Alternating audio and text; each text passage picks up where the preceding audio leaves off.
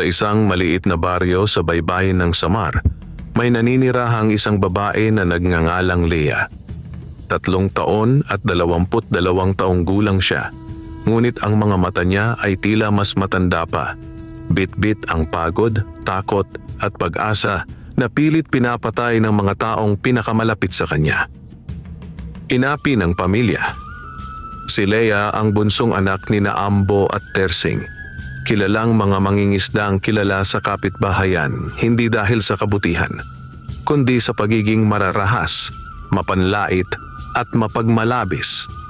Ayon sa mga tsismosa sa baryo, si Lea ang pinakamalas dahil mula pagkabata ay hindi nagkaroon ng magandang kapalaran. Mahina sa pag-aaral, sakitin at hindi kagandahan ayon sa pamantayan ng magulang at kamag-anak. Pinaniwala nila ang bata na wala itong silbi. "Lea, sampalin mo nga ako kung nagkaisip ka." Sigaw ng ina niya noon habang sabay hampas ng walis tingting sa kanya. Lumaki si Lea na walang narinig kundi pang-aalipusta. At nang siya'y magdalaga, lalo lamang lumala ang kalagayan. Ibinigay siya ng mga magulang sa isang lalaki kahit hindi niya mahal. Isang tauhang mangingisda sa pantalan na nagngangalang Romy, kapalit lamang ng 3 sakong bigas, isang inahing baboy at pangako na tutulungan ang pamilya. Hindi kasal sa simbahan, walang pagmamahal, isang kasunduan lamang. Inapi ng asawa. Si Romy ay tampulan ng galit, selos at bisyo. Walang araw na hindi lasing, walang gabing hindi galit. Sa halip na arugain si Lea bilang asawa, ginawa siyang katulong at punching bag ng tahanan. "Tamad! Walang kwenta! Wala kang ambag sa buhay ko!" Sigaw nito bawat araw. Kung minsan, sa gitna ng gabi, umiiyak lamang si Lea sa tabing dagat, ang tanging lugar na may katahimikan. Doon, nakatitig siya sa alon habang ninanais na sa isang araw may mangyaring himala. Kamag-anak na mapangmata at mapaghusga. Mula sa tiyahin hanggang sa mga pinsan, lahat tila may lisensya para maliitin siya. Kung hindi yan si Lea, walang bibili ng isda nila. "Tingnan mo naman mukha, malas," sabi ng tiyahing si Lydia habang pinandidirihan pa si Lea kapag dumadaan. Wala siyang kakampi. Kahit ang sariling dugot laman, itinuturing siyang pabigat. Liit ng mundo, lawak ng pangarap, ngunit may hindi alam ang lahat. Sa kabila ng lahat ng hirap, may isang maliit na sikreto si Lea. Tuwing 12:00 ng gabi, tahimik siyang nagdarasal sa pampang, nakatingala sa dagat. Kung may Diyos, kung may himala, kahit minsan lang, gawin niyo naman akong masaya. Kahit isang araw lang na maramdaman kong may silbi ako, at bawat dasal ay sinasagot lamang ng alon na humahalik sa buhangin. Tahimik, parang sinasabing maghintay ka. Ang simpleng bilihan ng loto.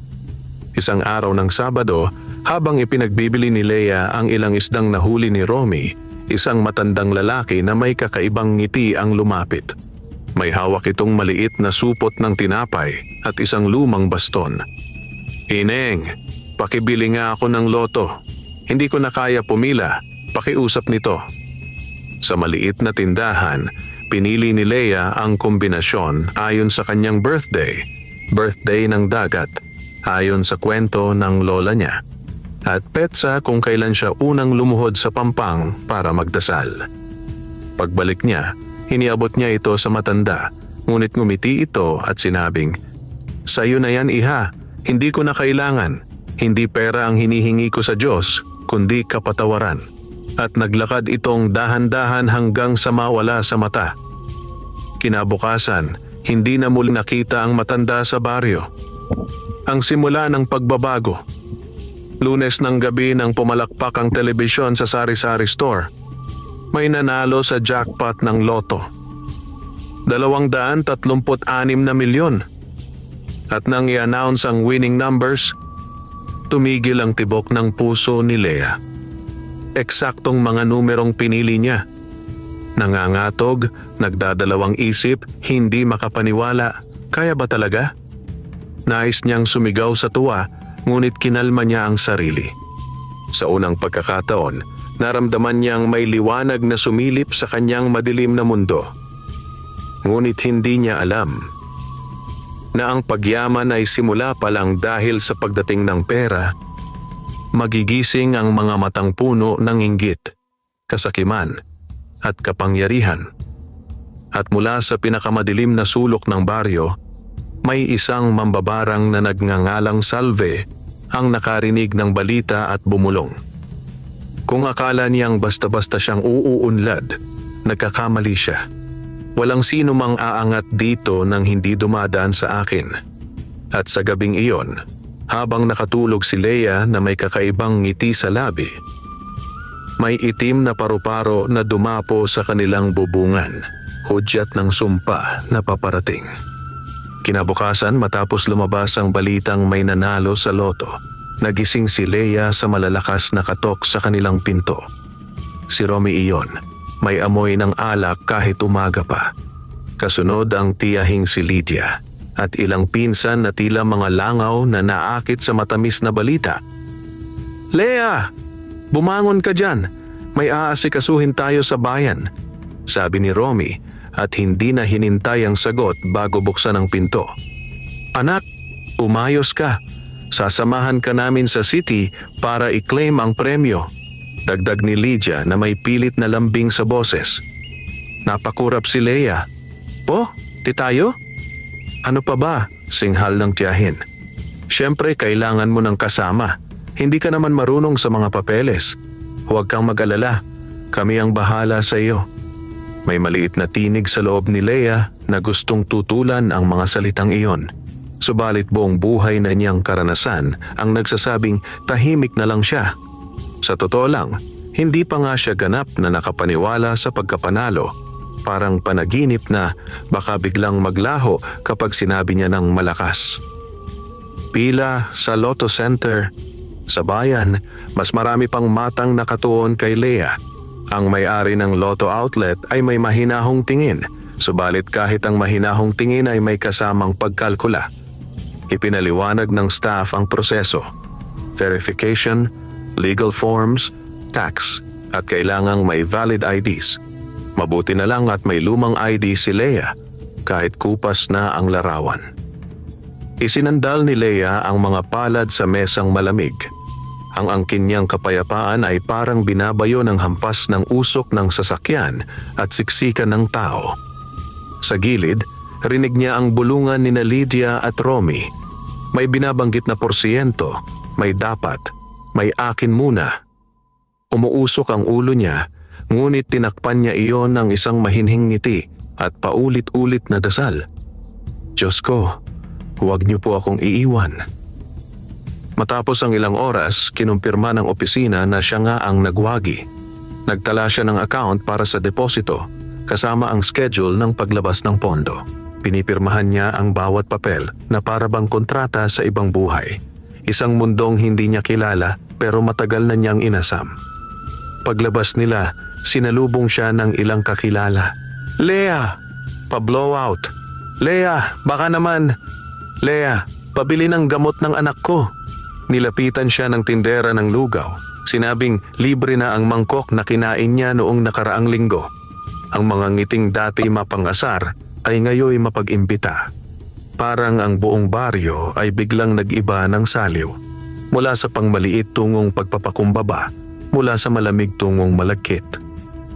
Ngumiti si Leia ng mahinahon, ngunit hindi niya maiwasang mapansin ang dilim sa sulok ng isang kanto. May babaeng nakasalampak sa bangkito, may manipis na tabing na may burdang palaka at gagamba. Putla ang mukha, matalim ang mga mata.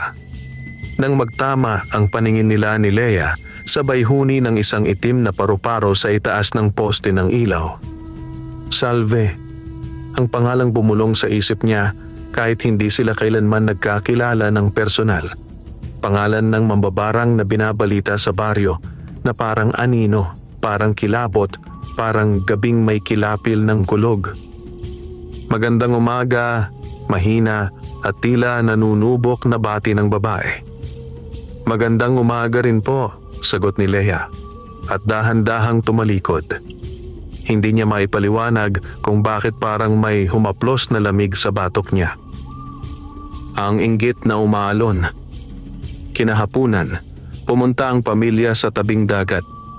Waring pista ang humabol, may nag-ihaw ng pusit, may nagbitbit ng alak, may nagdala ng malalaking speaker. Para kay Leia, sigaw ng ilan. Sabay-sabay ang hiyawan at si Romy ang unang sumandok ng inihaw, parang siya ang nagwagi. Leia, halika dito, umupo ka sa tabi ko. Sigaw ng tiyahing si Lydia na tila abogado ng isang kliyente. Pag-usapan natin ang bahay. Kailangan nating patibayin, ipaayos, palakihin. Tiwala ka sa akin. Sumilip ang alon, saka umatras, saka bumalik na mas malakas. Parang parehong galaw ng mga tao sa paligid. Lapit kapag may makukuha, atras kapag wala. Sa di kalayuan, mula sa lilim ng isang punong talisay, natanaw ni Leia ang isang matandang lalaking may bastong kahoy. Kaalinsabay ng pag-ihip ng hangin, ngunit nang tumingin siya ng diretsyo, wala na ito. Naalalang muli ni Leia ang misteryosong matanda sa loto, ang biglaang pagbibigay, ang hindi pera ang hinihingi ko, kundi kapatawaran. Kapatawaran? Kanino? Para saan? Hindi niya alam, ngunit ang tanong ay tila binugahan ng hanging maalat at isinayaw ng mga galamay ng alon. Unang sakit.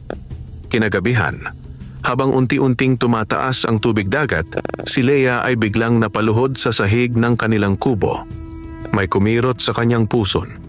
Hindi pangkaraniwan. Hindi payak na sakit na tulad ng dinaranas kapag pagod. Ito'y sakit na parang nilalakot ng malamig na kamay ang loob ng kanyang tiyan. Hinuhugot at binabalik, paikot, pabigla. Aray! Mapapangisi niya, ngunit walang nakarinig. Abala si Romy sa inuman kasama ang pinsan sa labas ng bahay. Pinilit niyang tumayo, subalit ang pakiramdam niya ay lumalaki ang kanyang tiyan. Marahang pagalsa, tulad ng dagat kapag sinasalubong ang buhangin. Huminga siya ng malalim, uminom ng tubig, nagdasal. Ngunit lumala pa ito. Romy, tawag niya ng may pagmamakaawa. Sandali, irita ang sagot. Huwag kang ang istorbo, kinakausap ko ang mga kasama ko. Sumubsob si Leia sa papag, niyakap ang kumot at pinikit ang mata. Ang huling narinig niya ay ang ritmo ng alon, humahampas, humihina, humahampas na naman, mas malakas. Sa pagbangon ng hating gabi, humupa ang sakit. Nagulat siya. Ang tiyan niya na wari umalsa ay muling bumalik sa dating ayos. Isinilip niya ang ulo sa bintana. Kumalma rin ang dagat, pahupa, tila nagbibiro. Napalunok si Leia. Huwag naman po, mahinang panalangin. Barahang itim. Kinabukasan, kumalat ang balita na si Leia ay magkakaroon na ng malaking pera kapag nailabas na ang pondo. Dumagsa ang mga kamag-anak, bawat isa'y may listahan ng mga unahin, utang, pagpapaayos ng bubong, tuition ng pinsan, puhunan sa tindahan ng kapatid ng tiyahin. Nagtayo si Lydia ng parang pila sa labas ng bahay. Si Romy naman nag-utos ng alak at pulutan. Ihanda nyo, magdidiwang tayo tuwing gabi. Bago magtanghali, may kumatok. Isang babaeng payat, may dalang maliit na bayong. Magandang araw, Leia. Bati nito, may ngiting manipis. Ako si Salve. Narinig kong ikaw ang nanalo. Nais kitang batiin. Napatigil si Lydia, nangunot ang noo. Anong kailangan mo? Wala. Pagbati lang. Umakbang si Leia sa may pinto, marahang ngumiti. Salamat po. Nabalitaan ko rin, dagdag ni Salve, na tila may kasamang hangin ang bawat pantig, na gusto mong makatulong sa baryo kung kailangan mo ng gabay sa pangangalaga sa sarili, sa katawan, sa kapalaran. Nasa tabi-tabi lang ako. Naramdaman ni Leia ang bahagyang kirot sa tiyan, kahit kalmado pa ang dagat sa labas. Sige po, maraming salamat. Ngumiti si Salve, ngunit ang mga mata'y nanatiling malamig. Magandang araw? At saka ito lumisan. Pagkaalis ng babae, bulong ni Lydia, "Huwag kang papalapit dyan. Yan ang mambabarang. Hindi mo ba naririnig ang mga kwento?" "Pero mabait naman po ang pagkakabati niya," sagot ni Leia. "Walang mabait sa ganyan. Kung hindi mo mababayaran, kukunin ang hindi mo inaasahan." Hindi nagsalita si Leia, ngunit sa dibdib niya ay kumayog ang kaba. Ikalawang pagtaas. Bandang hapon, nagbago ang ihip ng hangin. Uminog ang langit mula asul tungong kulay tingga, mabigat sa paningin. Tinawag ni Leia si Romy para mag-ayos ng sampay, ngunit abala ito sa sabungan ng pustahan sa labas ng bahay ng kapitbahay. Nang tuluyang tumaas ang tubig, nagsimula muli ang sakit.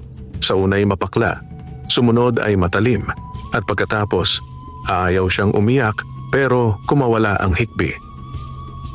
"Leia, ano na naman yan?" Reklamo ni Romy sa wakas. Napilitan siyang pumasok. "Masakit. Ang tiyan ko." Pabulong. "Uminom ka ng salabat. Huwag mo akong perwisyuhin. Marami akong inaasikaso." Tumalikod si Romy. Sa kanyang balikat, nakita ni Leia ang isang itim na paru-paro na dumapo saglit bago lumipad palabas ng bintana. Napapikit si Leia. Sa bawat paglobo ng kanyang tiyan, tila may dagundong na sumasabay mula sa laot. Kinagabihan, humupa muling kasabay ng paghupa ng tubig. Doon niya tiyak na naunawaan ang kakaibang ugnayan. Kapag lumalaki ang dagat, lumalaki ang kanyang tiyan. Kapag humuhupa ang dagat, humihupa rin ang kirot at pamamaga. Isinulat niya ito sa isang piraso ng kwaderno, isang lihim na tala, isang munsyong gabay para huwag malusaw ang katinuan. Mga matang may kutsilyo. Sa sumunod na araw, sinabihan ni Lydia si Leia na pumirma sa ilang papeles. Para daw madali ang pagproseso ng mga proyekto, panloloko nitong nakabalat kayo. Ayaw sanang pumayag ni Leia, ngunit kinurot siya sa takot at sa konsensya. Dahan-dahan niyang binasa, ngunit ang mga letra ay parang sumasayaw. Ang kanyang atensyon, kinukuyom ng mga alon sa diwa. Nang gabi iyon, hindi na lamang sakit ang dumalaw. May aninong pumasok sa kanyang panaginip, isang balon ng asin, isang inang dagat na may tumpok ng mga mata, at isang tinig na kumakanta sa wikang hindi niya maintindihan. Pagbangon niya, basa ang kanyang likod, nanginginig ang tuhod. At sa bintana, dumapo ang itim na paru-paro, isang kisap, naglaho. Simula ng pag-iimbestiga. Hindi pinalampas ng paningin ni Leia ang kakatuwang ugnayan. Kaya nang sumunod na hapon, nang madama niyang paakyat na naman ang tubig, sinadya niyang bumaba sa dalampasigan. Umupo siya sa isang batong may lumot at pinakiramdaman ang tiyan. Minsan, ang sakit ay parang pinipisil. Minsan, parang hinahaplos ng malamig na bakal na may pinong tinik. "Totoo ka ba?" Mahinang tanong niya sa hangin. "O iniisip ko lang ito?" May boses na sumagot, hindi niya alam kung galing sa loob niya o mula sa lagaslas ng tubig. Totoo ang dagat, totoo ang sakit. At may totoo ring kamay na gumagapos. Napayuko si Leia. "Kung ikaw man ang dagat," bulong niya, "baka pwede tayong magkaintindihan. Huwag mo akong sakta, hindi ko alam ang kasalanan ko." Kung may nakarinig sa kanya, iisipin marahil na ulol siya. Subalit kilala niya ang sarili. Hindi ito kabaliwan, ito'y babala. Sa dulo ng buhangin, may aninong dumaan. Hindi si Salve, kundi isang matandang lalaki na may dalang lumang bag. May suot na sombrero, tahimik na mata, at may paglakad na pamilyar sa mga kinikilala sa baryo bilang albularyo.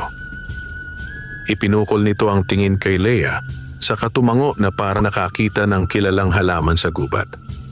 "Tay?" Mahina niyang tawag, bagaman hindi niya ito kilala. Lumapit ang matanda, kinuha ang sombrero at magalang na yumuko. "Ako si Manuel, anak. Nabalitaan kong may panibugho ang hangin sa inyo. At ang dagat ay may iniindang galit. Hindi nakapagsalita agad si Leia. "Pwede po ba akong humingi ng tulong?" Agad niyang nasabi bago pa man humiwalay ang tapang sa dila. "May sakit po ako. Parang may ugnayan sa pagtaas ng dagat." Tumango si Manuel. "Hindi yan karaniwang karamdaman. May kalakip na panata o sumpa. Bago natin suungin, kailangan kong makita ang bahay niyo." At tumigil siya saglit. "Magdala ka ng isang basong tubig dagat. Lalagyan natin ng asin na hindi galing sa dagat." Naguluhan si Leia. "Asin na hindi galing sa dagat?"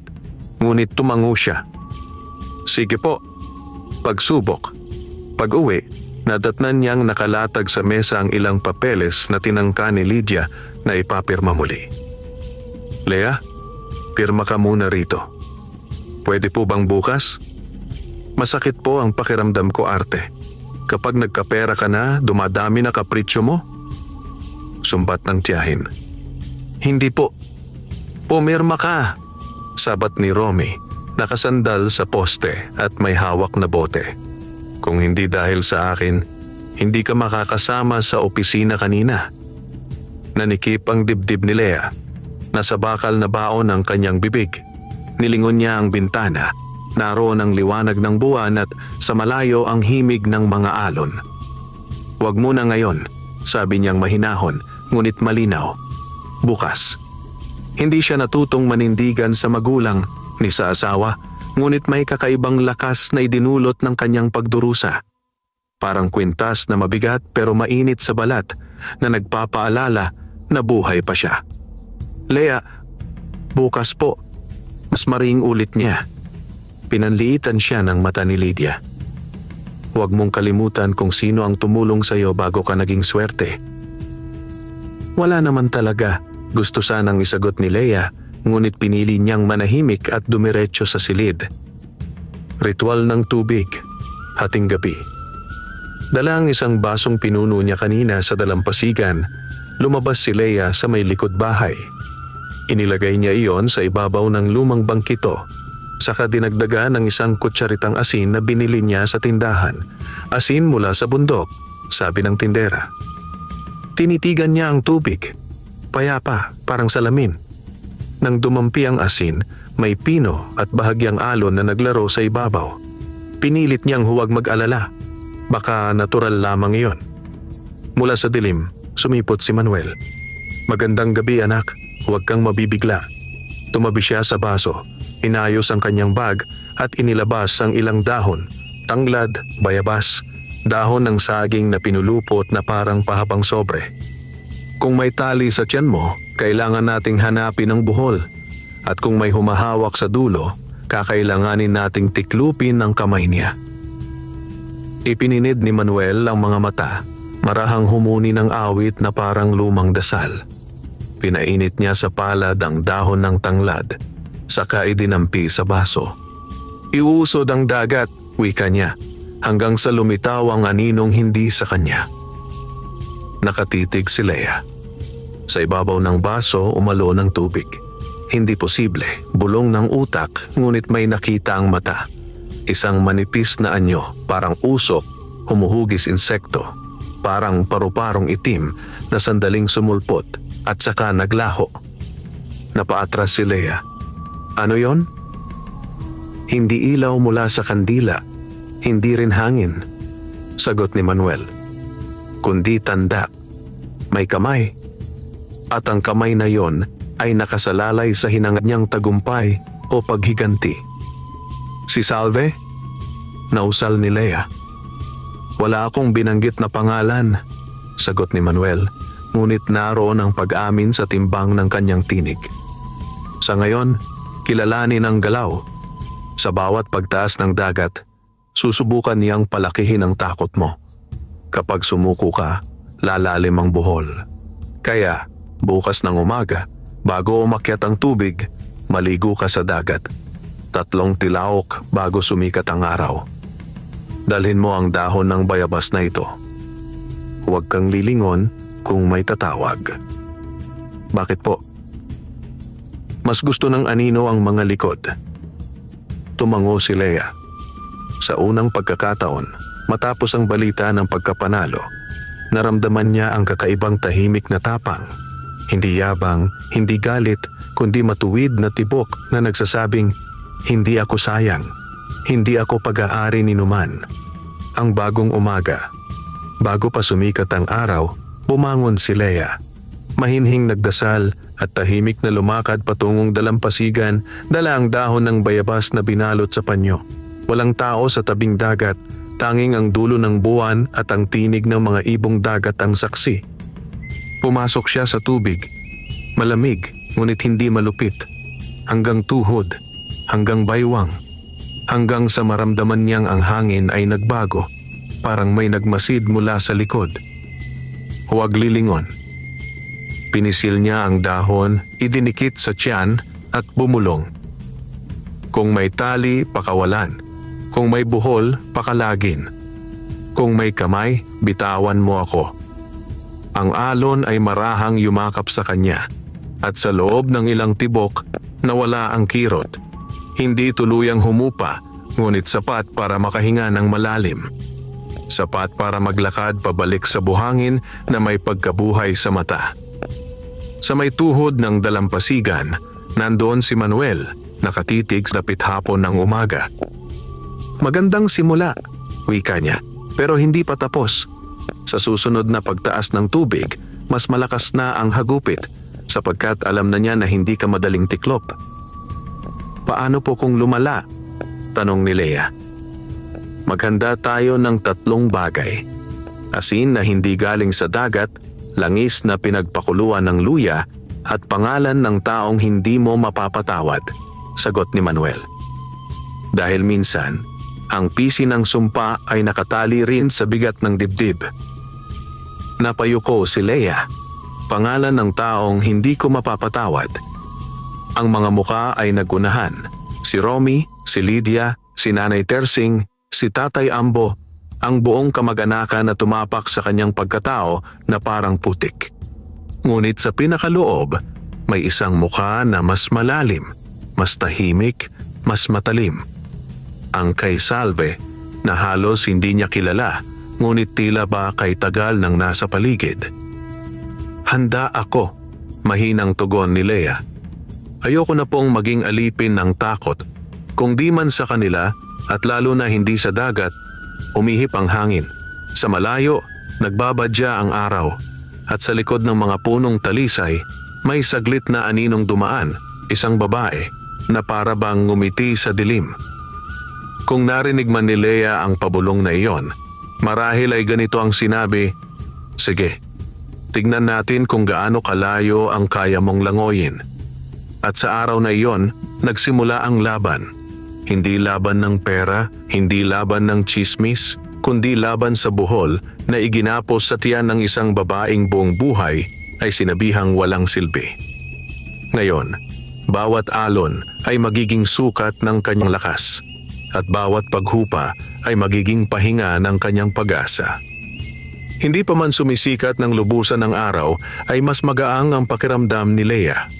Subalit alam niyang panandalian lamang ito, dahil sa bawat pag-agos ng alon ay may lihim na humihila sa kanya pabalik sa dilim.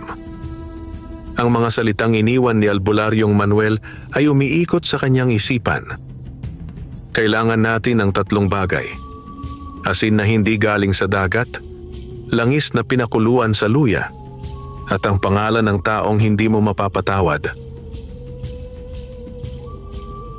Ang una at ikalawa, kaya niyang hanapin. Ngunit ang ikatlo, iyon ang pinakamahirap. Ang bigat ng mga alaala. Habang naglalakad pa uwi si Lea, marahang tumama ang sikat ng araw sa kanyang muka. May marahang init na nagbigay ng aliw, pero hindi nito natakpan ang mga aninong nasa kanyang alaala. Sino nga ba ang hindi niya mapapatawad? Ang unang sumulpot sa kanyang isip, ang asawa niyang si Romy. Si Romy na walang araw na hindi siya sinasabihan ng, "Wala kang kwenta, Lea. Swerte ako't hindi ako nag-asawa ng mas pangit pa." Si Romy na sa halip na ipagtanggol siya sa mga pang-aapi ng kamag-anak, ay siya pa ang nangunguna sa pananakit at pambabastos.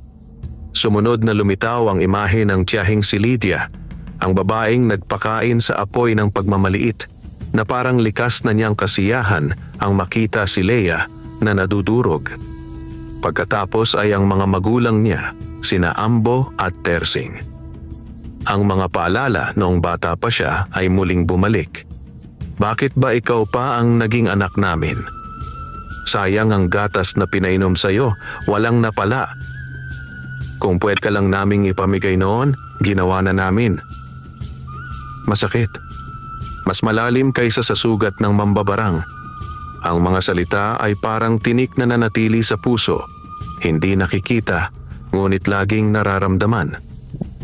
Kaya ba niyang patawarin ang lahat ng iyon? Napatigil si Leah sa gitna ng daan. Napahawak siya sa dibdib. Patawarin? Kahit hindi sila humihingi? Kahit hindi nila kinikilala ang kasalanan nila? Hindi pa niya kaya. Hindi pa ngayon. Ngunit naroon ang isang pangalan na lumutang, mas malinaw, mas mabigat, mas malamig. Salve, ang mambabarang. Hindi niya lubos na kilala ang babae, ngunit ramdam niya ang impluensya nito. Matigas, madikit, mapanunod. At kahit wala pang kumpirmasyon, dama ng loob ni Leah na si Salve ang may kinalaman sa sumpa. Kung siya ang may gawa, bulong niya sa hangin. Hindi ko siya mapapatawad. Pagbalik sa bahay, galit na sinalubong. Pagdating sa bahay, nadatnan niya ang gulo. Si Romy ay nakatunganga sa mesa, may hawak na bote ng alak. Si Lydia at ilan pang kamag-anak ay naroon at parang may pinagtatalunan. Ayan na siya, singhal ni Lydia. Leah, bakit mo iniwan ang mga papeles kagabi? Pwede mo nang pirmahan yon ngayon. Tahimik lang si Leah, ngunit seryoso ang tingin. Sabi ko po kahapon, bukas ko pag-iisipan. Bakit ka pa mag-iisip? Para yan sa ikakabuti ng lahat, singit ng pinsang si Noel na halatang nakikinabang lang sa ingay. Huwag kayong mag-alala, mahinahong sagot ni Leah. Hindi ko po tatanggihan ang pagtulong, pero gusto ko pong maintindihan muna ang lahat. Napapikit si Lydia, ngumisi ng pilit. Aba, marunong nang magsalita ng may tono ang babaeng ito. Lumalaki na ang ulo dahil may pera. Hindi napigilan ang panginginig ng kamay ni Leah, hindi sa takot, kundi sa pagpipigil ng galit. Ngunit naalala niya ang sinabi ni Manuel. Kapag pinasok ka ng galit, doon papasok ang sumpa. Bantayan mo ang loob mo. Kaya huminga siya ng malalim at iniwasan ng pagtatalo. Pasensya po, pero mamaya ko na haharapin yan. Pumasok siya sa silid. Iniwan ang mga kamag-anak na nagbubulungan. Sa unang pagkakataon, hindi siya agad nagpasakop at iyon ay sapat na maliit na tagumpay. Pagbisita sa bahay ni Albulario Manuel. Bago tuluyang tumaas ang dagat sa hapon, dinalaw ni Leah si Manuel. Nakatira siya sa may gilid ng sapa, sa bahay na gawa sa kahoy at kawayan, napapalibutan ng halamang gamot. May mga dahon ng lagundi na nakasabit sa bintana. May mga bote ng langis na may nakalutang na ugat at dahon. Nang kumatok si Leah, bumukas ang pinto at lumitaw si Manuel. May hawak na palayok ng kumukulong tubig. Ah, dumating ka. Mabuti, sabi nito. Halika, umupo ka. Umupo si Leah sa banig sa sahig. Humarap si Manuel at inilabas ang maliit na mangkok, isang kandila, asin, luya at isang pirasong papel. Ngayon, wika ni Manuel, bago ko simulan ang pagtunton sa sumpa, kailangan kong malaman mula sa iyo ang isang bagay. Hinawakan niya ang papel. Sino ang hindi mo kayang patawarin? Hindi agad nakapagsalita si Leah. Naramdaman niyang parang sumikip ang kanyang lalamunan. Ang mga pangalan ay naglaban sa isip niya, sari-saring muka, sigaw, mura, hapdi, pait. Iminulat niya ang mata. At kung hindi ko po kaya? Tumango si Manuel. Hindi kita pipilitin. Ngunit tandaan mo, ang sumpa ay parang pisi. Kahit tanggalin ko ang pagkakabuhol ng dulo, kung ang kabilang dulo ay nakatali sa puso mo, babalik ito. Napayuko si Leia. Marami po akong hindi mapatawad. Kailangan mo lang pangalanan ng isa. Kung sino ang pinakamabigat sa dibdib mo. Tahimik. Tanging tunog ng kumukulong tubig at mahihinang huni ng ibon ang narinig. Pagkatapos ng ilang sandali, "Salve," mahina ngunit mariin na sambit ni Leia. "Ang mambabarang," tugon ni Manuel. "Bakit siya?" "Hindi ko po alam. Hindi ko siya kilala pero ramdam ko siyang nakatali sa nangyayari sa akin." Hindi kumibo si Manuel. Tiningnan niya si Leia, saka tumango. Iyon ang sasabihin natin sa ritual. Ngunit tandaan mo, kung siya nga, magbabalik siya at mas malakas ang kabayaran. Ang pagtatali sa buhoy. "Simulan natin," sabi ni Manuel. Kumuha si Manuel ng puting sinulid at gumawa ng 3 buhol. Habang ginagawa ito, may binibigkas siyang lumang dasal sa sinaunang wika. Kung may pisi sa laman, kung may buhol sa bituka, bumukod ka, bumagsak ka, bumalik sa nagpadala. Inilagay niya ang asin sa gitna ng papel, binuhusan ng kaunting langis na pinagpakuluan ng luya at ipinatong ang sinulid na may 3 buhol. "Leia," tawag ni Manuel, "ilagay mo ang iyong kanang kamay sa tiyan mo. Sabihin mo ang mga salitang ito nang may paniniwala. Hindi ko tinatanggap ang sumpa. Hindi ito sa akin. Ibalik mo sa pinanggalingan." Nanginginig ang boses ni Leia, ngunit sinunod niya. Hindi ko tinatanggap ang sumpa. Hindi ito sa akin. Ibalik mo sa pinanggalingan." Pagkasabi niya, biglang humampas ang hangin mula sa labas. May tumilamsik na apoy mula sa kandila at umiikot ang usok sa anyo ng isang maliit na insekto. Nagulat si Leia. "Ano po yun?" "Bumigay ang unang buhol," sagot ni Manuel. "Pero may 2 pa." Biglang napasapo si Leia sa tiyan. Sumakit bigla, mas matalas pa sa dati. Nanginginig ang kanyang mga paa. "Manong, ang sakit." "Huminga ka. Labanan mo. Huwag kang bibitaw," utos ni Manuel. Mula sa labas ng bintana, may maririnig na tila tawa. Malalim, pabulong at hindi tao. At mula sa malayo, tinig ng alon, papalapit. Umalingaw-ngaw ang kakaibang tawanan sa labas ng bahay ni Albularyo Manuel. Hindi halakhak ng tao, hindi rin tawa ng hayop. Ito ay parang boses na galing sa ilalim ng tubig, may kasamang pagkaluskos ng maliliit na paa at pakpak. At bawat tunog ay tila kumakamot sa loob ng tainga. Si Leia ay napayuko, mahigpit na hawak ang tiyan habang unti-unting lumalaki ito na parang hinihipan ng hangin mula sa loob. Ramdam niya ang paninikip, parang may matulis na bagay na kumikis-kis sa laman. "Manong, hindi ko kinaya. Ang sakit." Halos mapasigaw niyang sabi. Agad lumapit si Manuel. Kinuha ang mangkok ng tubig dagat na may asin at langis at dahan-dahang ipinahid ang 2 daliri sa noo ni Leia. "Makinig ka sa akin," mahinahong sabi nito ngunit mariin. "Ang sumpang ito ay hindi karaniwang barang. Ito ay sumpa ng dagat at dugo. Isang uri ng kulam na kumukuha ng lakas sa tubig at buwan. Kung bibigay ka, mas lalalim ang kapit nito. Kaya huminga ka. Sundan mo ako." Huminga si Manuel ng malalim at ginaya ni Leia ang paghinga. Dahan-dahan, kahit nanginginig, sinunod niya ang ritmo. Sa bawat paghinga, bahagyang humuhupa ang pananakit. Ngunit kapalit nito, may narinig siyang mga boses. Mga bulong na parang nagmumula sa mismong tubig sa mangkok. "Sa dagat ka galing. Sa dagat ka babalik. Hindi mo kayang takasan ang kapalaran. Hindi ikaw ang nararapat yumaman." Napapikit si Leia at umiling. Hindi ako papayag." ang pagpapakita ng nilalang. Biglang may malakas na hampas ng hangin sa bintana, kasunod ang pagtilamsik ng buhangin na parang may nagtatangkang pumasok. Napakunot ang noo ni Manuel. May sumusubok makapasok, sabi niya. Huwag kang titingin sa bintana, Lea. Ngunit sa hindi niya maipaliwanag, tila may puwersang humihila sa kanyang tingin. Unti-unti niyang itinagilid ang ulo at sa pagitan ng siwang ng bintana ay may nakita siyang isang pares ng mata. Hindi mata ng tao, hindi rin ng hayop. Malalaki kasing itim ng ilog sa gabi at parang may alon na gumagalaw sa loob ng mga iyon.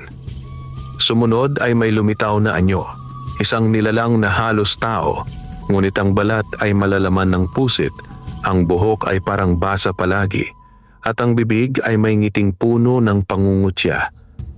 Sa balikat nito ay may nakadikit na itim na paru-paro, hindi isa, kundi 3. Nakaipon na parang mga kaluluwa ng gabi. Pagkakita ni Lea, biglang sumakit ang kanyang tiyan nang mas malakas pa kaysa kanina. Napasigaw siya. Huwag! Sigaw ni Manuel at mabilis na itinapon ang isang dakok ng asin sa bintana. --PSSHHH. Parang nasunog ang hangin. Kumirot ang paligid. Biglang naglaho ang nilalang at ang mga paru-paro. Bumagsak si Lea sa banig. Hinihingal, nanginginig, pawis na pawis. Ang unang tugon. Lea, mahinang tawag ni Manuel. Nakalampas ka sa unang paghampas.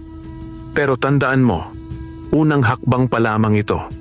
Kapag tumaas ang dagat mamayang gabi, babalik yan at mas malakas.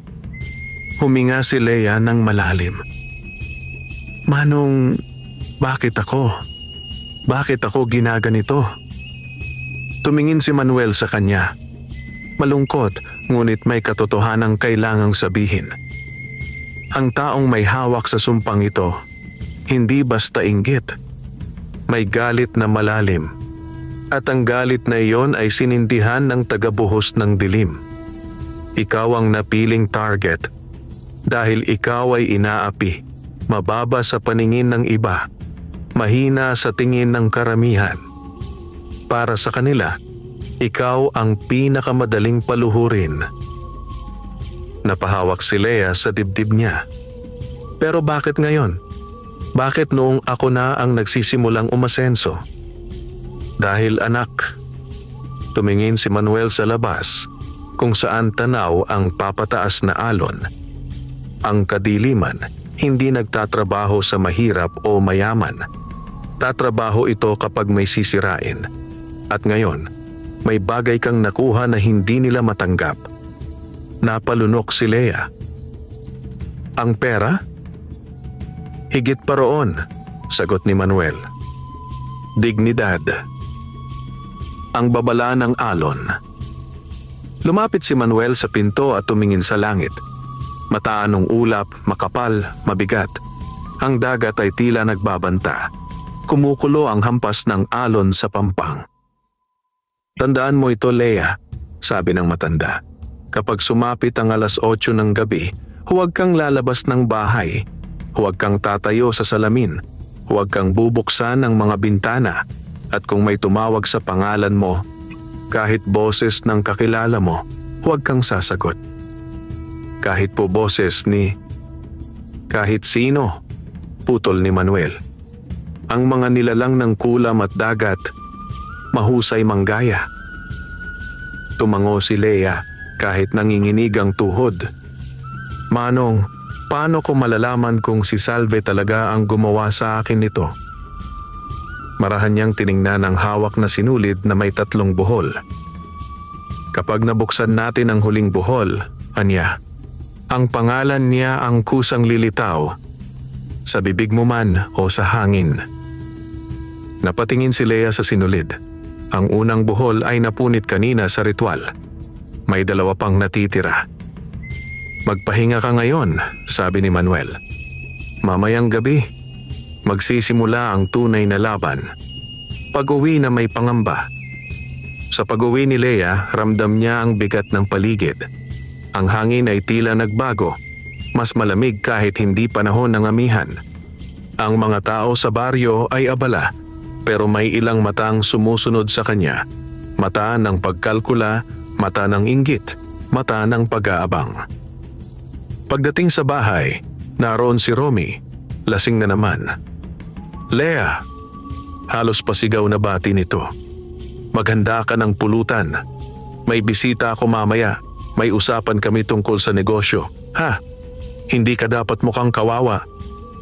Tumingin si Lea sa kanya, tahimik, ngunit may bahagyang pagbabago sa loob niya. Kahit kaunti, may nabubuo ng lakas. "Romy," mahinahong sabi niya, "mamayang 8:00, kailangan ko ng katahimikan.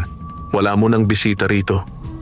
Napakunot ang noo ni Romy, lumapit sa kanya at inamoy ang hininga niyang may halong alak. "Bakit ikaw na masusunod? Dahil nanalo ka sa loto? Ha? Baka nakakalimutan mo. Mag-asawa tayo. Ano mang meron sa'yo, meron din ako." Hindi sumagot si Lea. Sa halip, tumingin siya ng diretso sa asawa. Hindi galit, hindi takot, kundi matatag. At iyon ang unang beses na napatras si Romy kahit kaunti. Hindi dahil natakot ito, kundi dahil hindi sanay na si Lea ay may tinging may sariling paninindigan. Ang hudyat. Pagkalubog ng araw, lumakas ang hangin. Ang dagat ay pumalo sa pampang na parang may hinahanap. Ang mga aso sa baryo ay nagsilabasan ng tahol, nagngingit-ngit ang mga kalderong nakasabit, at ang mga halaman ni Tia Lydia ay tila may kakaibang paggalaw. 7:30. Si Lea ay nakaupo sa loob ng silid, yakap ang unan, hinihintay ang takdang oras. 7:59 p.m. Sabay sa pagtama ng orasan sa 8 p.m, may kumatok sa bintana. Tok, tok, tok. "Lea?" Isang tinig. Babae. Pamilyar. "Lea, pagbuksan mo ako. Ako ito. Si Nay Tersing." Nanlaki ang mata ni Lea. Ang boses ng kanyang ina. Ngunit sariwa pa sa isip niya ang babala ni Manuel. Kapag may tumawag sa pangalan mo, kahit boses ng kakilala mo, huwag kang sasagot. Humigpit ang hawak ni Lea sa kumot. "Anak, pagbuksan mo naman si Mama." Pero hindi iyon ang nakakatakot. Ang nakakatakot ay patay na ang ina niya. 3 taon na ang nakalilipas. Ang lamig na dumaan sa likod ni Lea ay hindi dala ng hangin. Ito ay hudyat. Nagsimula na ang tunay na hampas ng sumpa. Tok, tok, tok.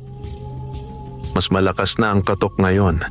Hindi na ito parang pagmamakaawa, kundi parang pag-uutos, parang may karapatang papasukin ang sarili sa loob ng bahay. "Lea, anak, pagbuksan mo si Mama." Malamig, mahina, pero malinaw. Namuti ang mga daliri ni Lea sa pagkakahawak sa kumot. Nanlamig ang kanyang mga paa. Ang boses ng kanyang ina ay eksaktong ganoon pa rin. Parehong tono, parehong lambing, parehong paraan ng pagbigkas ng pangalan niya. At dahil doon, mas lalo itong nakakatakot.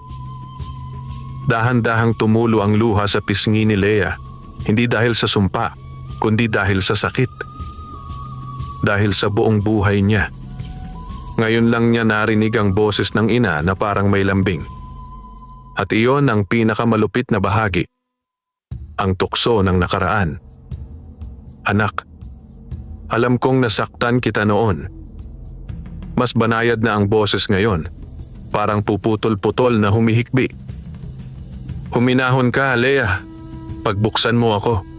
Humihingi ako ng tawad." Napakagatlabi si Lea. Ang puso niya ay humahampas sa dibdib, nangangatal. Humihingi ng tawad? Hindi kailanman humingi ng tawad ang ina niya kahit isang beses noong nabubuhay pa siya. Hindi noong sinapak siya dahil nabasag ang pinggan. Hindi noong ibinenta ang manika niyang regalo ng kapitbahay para may pambili ng alak. Hindi noong ipinagkait ang pagmamahal sa kanya habang ibinubuhos ang lahat sa panganay niyang kapatid. Ganito ba ang tunog kung sakaling humingi ito ng tawad? Ito ba ang inaasam ng batang si Lea noon? Lea, mas umamo ang boses. Nilamig ako sa labas. Papasukin mo naman ako, anak. Naramdaman ni Lea ang panginginig ng kanyang leeg. Para siyang hinihila ng dalawang puwersa. Ang isa'y takot, ang isa'y pangungulila. Itinaas niya ang kamay, parang may bala hawakan ng seradura. Kapag may tumawag sa pangalan mo, kahit boses ng kakilala mo, huwag kang sasagot. Umalingaw-ngaw ang babala ni Manuel sa isip niya. Hindi kita iiwan. Tahan na, anak. Ang boses ay may halong pagkalagot, parang nagmumula sa ilalim ng lupa o ilalim ng tubig. Kung sino ang nasa labas, tok, tok, tok. Ngayon ay may kasamang pagkaluskos sa dingding, parang may kuko o maliliit na pakpak na kumakasgat sa kahoy. Lea. Ngayon hindi na yon boses ng ina niya. Mas matinis, mas maalon. Parang may dalawang boses na nagsasalitan, isa ng babae, isa ng nilalang sa ilalim ng dagat. Napaatras si Lea, napahawak ang kamay sa dibdib. Hindi na luha ng lungkot ang tumulo, kundi luha ng matinding takot. Sa sulok ng silid ay gumalaw ang anino. Mabilis, parang may gumapang sa kisame. Pinikit ni Lea ang mata, nanginginig ang labi. Hindi ikaw si Mama. Bulong niya, halos hindi marinig. Patay na ang mama ko. At doon nagsimulang magbago ang boses sa labas. Umalingaw-ngaw ang isang mahabang, mapanuyang tawa. Hindi tao, hindi multo, kundi halakhak na parang mula sa basag na banga. May halong pagkaluskos ng pakpak at lagaslas ng tubig. Kung kaya kitang lokohin, mahina ka. Kaya kang baliin. Halos bumigay ang tuhod ni Lea. Pero bigla siyang napatalon nang may pumitik sa bintana. Isang itim na paru-paro, nakadikit sa salamin, kumakampay na mabagal, may dalang baho ng bulok na karne. Ang panloob na laban. Lea. Isang bagong boses ang narinig niya. Ngunit ang boses na ito ay nasa loob ng isipan niya, hindi sa labas. Kung bubuksan mo ang bintana, matatapos ang sakit. Kung papapasukin mo ako, mawawala ang sumpa. Kung hahayaan mo akong pumasok, magiging mapayapa ang lahat. Unti-unting natuyo ang bibig ni Lea. Parang lumubog sa malamig na balon ang isip niya. Ito na ang tukso ng sumpa. Hindi lamang pisikal, kundi pang mental. Hindi, bulong niya, halos wala ng boses. Hindi. Bakit hindi? Gusto mo bang maghirap pa? Wala ka namang kakampi. Kahit ang pamilya mo ayaw sa'yo. Ako lang ang nandito para sa'yo. Napahawak si Lea sa tainga, pilit tinatakpan ang sarili. Tumigil ka. Ngunit ang boses ay pumasok hindi sa tainga, kundi sa isip. Walang nagmamahal sa'yo, Lea. Kahit ang tatay mo at nanay mo, ayaw na ayaw sa'yo. Dapat matagal ka ng sumuko. Naglaglagan ang luha ni Lea. Kumuyom ang kamao niya. Pero hindi para sumuko, kundi para lumaban. Hindi ako magbubukas, mariin niyang sabi. Kahit mahina, may bigat. Hindi ako susuko. Ang unang proteksyon. Sa mismong sandaling iyon, may tumunog na basag sa labas, kasunod ng paghuni ng tila daan-daang kuliglig. At kasabay nito, may kumislap na liwanag sa gilid ng bahay. FS, SS, H, H, H. May kumalat na amoy ng paso at nasusunog na dahon. At isang pamilyar na tinig ang sumigaw mula sa labas. Lea! Huwag kang papalapit sa bintana. Si Manuel. Nagdala siya ng asin, dahon ng saging at apoy mula sa langis ng niyog, isang proteksyong pambihira. Itinusok niya ang dahon ng saging sa lupa, ibinuhos ang asin sa buong gilid ng bahay at sinindihan ng langis. Pagkasindi, parang may pader ng liwanag na umangat at ang nilalang sa labas ay napaatras, may kasamang hiyaw ng pagkabanas. Hindi tapos ito at naglaho ang presensya, kasabay ng paghupa ng hangin. At ang bahay ay biglang naging tahimik. Tahimik na parang walang nangyari. Huminga si Lea ng malalim at napaupo sa sahig, nanginginig pero buhay. Pagpasok ni Manuel, pumasok si Manuel hingal at may pawis sa noo.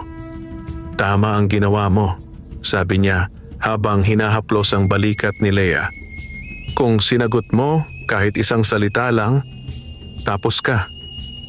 Tumulo ang luha ni Lea, hindi na dahil sa takot, kundi dahil may isang tao na sa wakas nanindigan para sa kanya. "Huwag kang mag-alala, anak," dagdag ni Manuel. "Hindi ka na nag-iisa." Napahagulhol si Lea. Unang beses sa buong buhay niya, may nagsabi sa kanya ng salitang iyon. Ang ikalawang buhoy. Habang naaayon ang paghinga ni Lea, kinuha ni Manuel ang sinulid.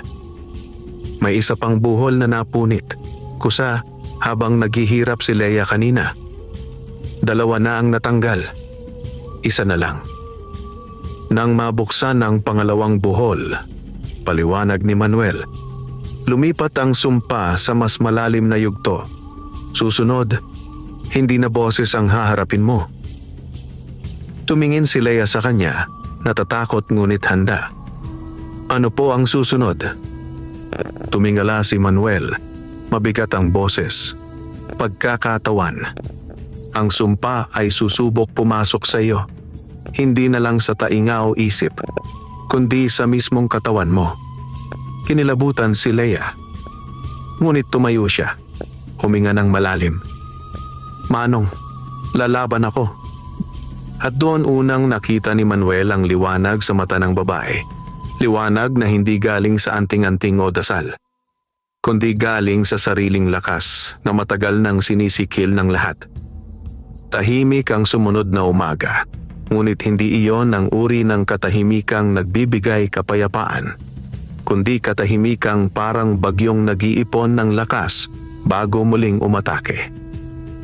Ang hangin ay malamig kahit tirik ang araw, at ang mga ibon ay hindi maingay tulad ng dati. Kahit ang mga alon ay tila nagtatago ng galit. Si Lea ay nakaupo sa maliit na lamesa, hawak ang tasa ng salabat na may luya. Hindi para uminom, kundi para pakalmahin ang nanginginig niyang kamay. Sa tabi niya, nakaupo si Manuel, nakamasid, tahimik, at nagmamasid sa bawat galaw ni Lea. Sa harap nila ay nakalatag ang mga gamit para sa pagkatawan. Ang susunod na espiritual na laban. Munti at bilugang salamin. Puting kandila. Langis ng niyog na may pinakuluang luya. Asin na mula sa bundok. Dahon ng saging na may 3 butil ng bigas. At ang sinulid na may huling buhol. Ang 2 buhol ay napunit na.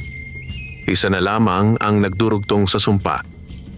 At sa pagputol nito, ang sumpa ay magtatangkang lumipat sa katawan ni Lea upang manatili.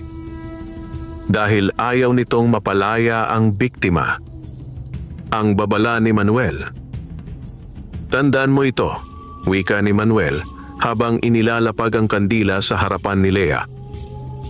"Kapag sinubukan ng sumpa na pumasok sa katawan mo, makakaranas ka ng 3 bagay. Sa oras na maramdaman mo ang alinman dito, huwag kang bibitaw sa ulirat." 3 bagay? Tanong ni Lea, sinusubukang maging kalmado kahit kumakabog ang dibdib. Manuel: "Oo. Una, parang may cold metal o yelong kamay na didikit sa batok mo. Pangalawa, makakarinig ka ng boses mo na hindi mo kontrolado, magsasalita ng mga bagay na hindi mo nais sabihin. At pangatlo." Tumigil siya, tumingin ng diretso kay Lea, mabigat. Pipilitin ka nitong kalimutan kung sino ka dahil kapag hindi ka na nagpakilala sa sarili mo, doon kanya malulunok. Nagkibot ang labi ni Lea. Paano ko po pipigilan? May isang salita kang dapat ulit-ulitin kapag naramdaman mo nang papasok na siya. Isang salita na mag-uugat sa'yo. Ang salitang magpapaalala kung sino ka. Lumapit si Manuel. Tinapik ang dibdib ni Lea kung saan naroroon ang puso. Sabihin mo lamang, ako si Lea, anak ng liwanag. Huwag mong bitawan yan kahit anong pilit niya. Napatingin si Lea kay Manuel. Bakit po anak ng liwanag? Umusal si Manuel ng mahinang ngiti. Dahil kahit hindi mo pa alam, may liwanag kang pinanganak na dala. Hindi iyon nabura kahit inapi ka, kahit minura ka, kahit pinababa ka. At yan ang kinatatakutan ng sumpa. Dahan-dahang tumulo ang luha ni Lea, hindi ng kahinaan, kundi ng unti-unting paniniwala sa sarili. Paghahanda. Dinala ni Manuel si Lea sa gitna ng silid. Pinaupo niya ito sa harap ng salamin. Bakit po kailangan ng salamin? Tanong ni Lea, nag-aalangan. Nakikita ng salamin ang hindi nakikita ng mata, paliwanag ni Manuel. At doon unang sumusubok pumasok ang sumpa. Umupo si Lea. Sa salamin nakita niya ang sariling mukha. Maputla, may bakas ng luha, ngunit may kakaibang lakas sa mata na hindi niya nakikita dati. Pinagmasdan niya ang sarili. Sa loob ng ilang segundo, may naramdaman siyang paghila. Parang hinihigop ng salamin ang kanyang tingin. Pinutol iyon ni Manuel. Tinakpan ang salamin ng dahon ng saging. Huwag muna. Kapag nagsimula ang ritual, saka natin tatanggalin. Kumuha siya ng langis at ipinahid sa sentido, batok at pulso ni Lea. Ang amoy ng luya ay kumalat, mainit, matapang at may bahid ng proteksyon. Ngayon, sabi ni Manuel, huminga ka at tandaan mo, huwag mong hahayaang magising ang takot dahil doon unang kumakapit ang sumpa. Huminga si Lea ng malalim. Simula ng ritual. Sinindihan ni Manuel ang puting kandila. Sa pagliyab nito, napansin ni Lea na kumikilos ang anino sa sahig. Parang may ibang galaw, hindi nakasabay sa apoy. Mula sa bulsa, inilabas ni Manuel ang sinulid. Isa na lang ang buhol. Ito ang nag-uugnay kay Lea sa sumpa. Kapag pinutol ko ito, sabi ni Manuel, maghahanap ang sumpa ng paraan para manatili sa iyo. Kaya paghandaan mo, tumango si Lea. Kahit takot, handa siya. Kinuha ni Manuel ang isang maliit na kutsilyo na may ukit ng mga lumang simbolo. Hinawakan niya ang sinulid. Sa pagputol ng buhol, simula ang panghihimasok. Kapag naramdaman mo, ulitin mo agad ako si Lea, anak ng liwanag. Hawak ang sinulid, nagsimula si Manuel sa dasal. Sa liwanag ng buwan, sa lakas ng lupa, putulin ang tali na hindi sa kanya.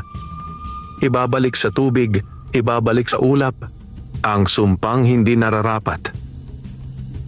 Pumikit si Lea, humawak sa dahon ng saging, at huminga. Dash dash, tsak! Naputol ang buhol. Pagkatawa ng sumpa, agad na nangyari ang una. Isang malamig na kamay ang dumampi sa batok ni Lea. Hindi balat, kundi parang metal na kakagaling sa ilalim ng dagat.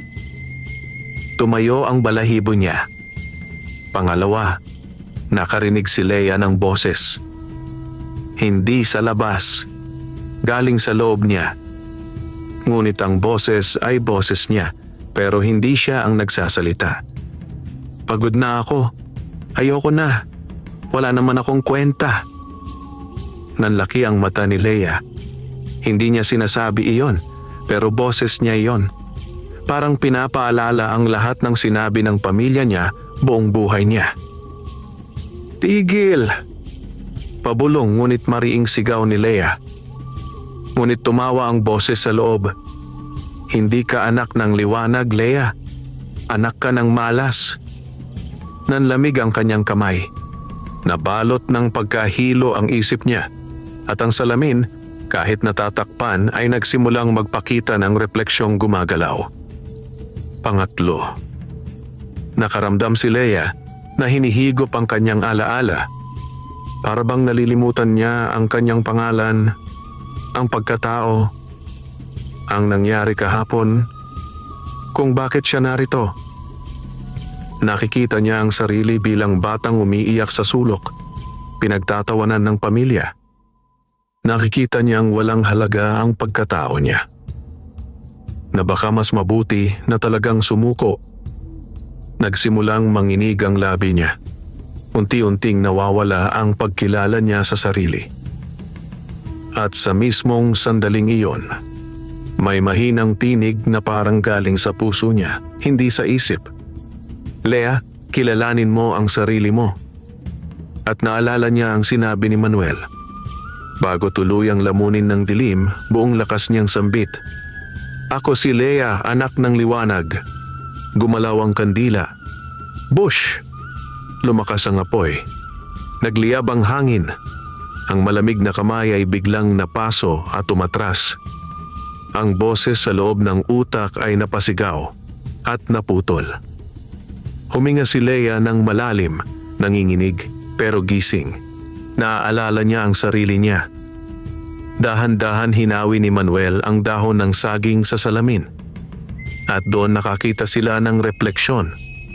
Ngunit hindi mukha ni Leia. Mukha ni Salve ang nasa salamin. Ngumingiti.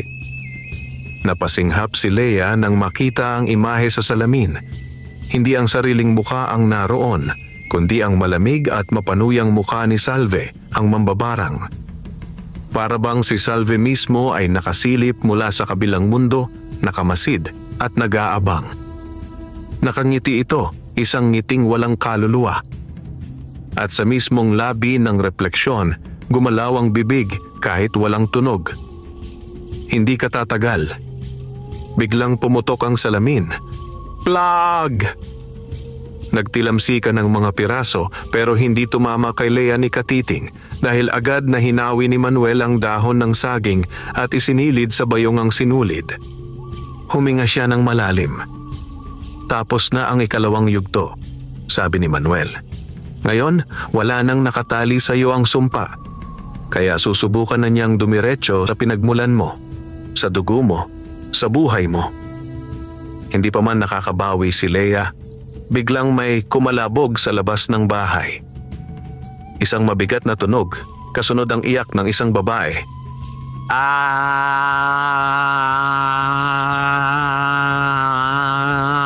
Pareho silang napatayo.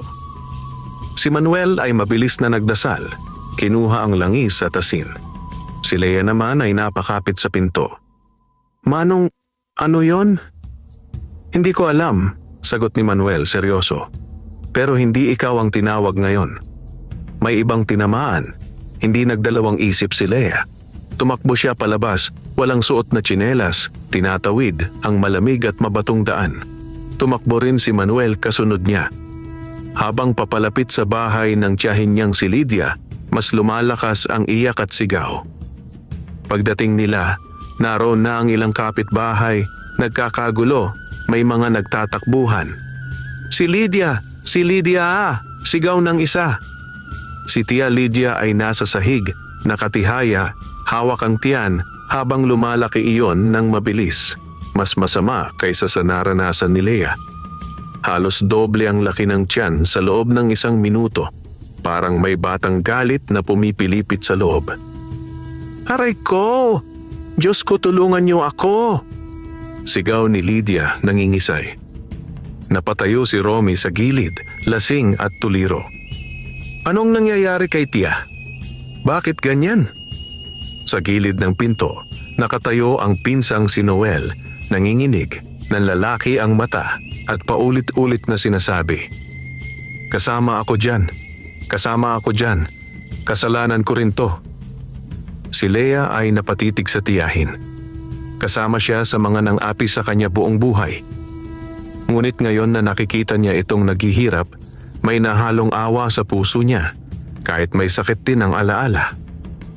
Manuel, siya ang tinamaan. Bulong niya. Tumango si Manuel. Oo, dahil binuksan natin ang pangalawang buhol, lumipat ang sumpa. Hindi pa siya lubos na natanggal sa'yo, pero naghahanap muna ito ng kahit sinong pinakamalapit sa iyong dugo na madaling mapasok. Napalunok si Lea. Ibig sabihin, dahil kamag-anak ko si Tia, kaya siya ang tinamaan? Hindi lang dahil kamag-anak, sagot ni Manuel, tumingin sa tiyahin niyang nagpupumiglas. Kundi dahil siya ang may pinakamaruming intensyon laban sa'yo. Siya ang unang nagnais na maangkin ang yaman mo. At doon dumampi ang sumpa, parang tinamaan ng realidad si Lea. Kung ganito ang nangyari kay Lydia, paano kung sunod ang iba? Manuel, tulungan natin siya, sabi ni Lea, halos mangiyak. Hindi ko kayang panoorin siya ng ganito. Mabigat ang tingin ni Manuel, ngunit seryoso. Tatanungin kita, Lea, handa ka bang buksan muli ang sarili mo para sumalo ng bahagi ng sumpa, kapalit ng pag-alis nito sa tiyahin mo? Nanigas ang katawan ni Lea. Kung tutulungan niya si Lydia ngayon, babalik sa kanya ang sumpa, kahit bahagya. Kung pababayaan niya, maaaring mamatay ang tiyahing matagal nang nanakit sa kanya. Kumalabog ang puso ni Lea. Ito ang unang tunay na moral na laban niya. Hindi laban ng kulam, kundi laban ng puso. Nakatitig si Lydia sa kanya, nagmamakaawa, nanginginig, halos mawalan ng ulirat. Lea, iihohon mo ako. Patawad na. Lea.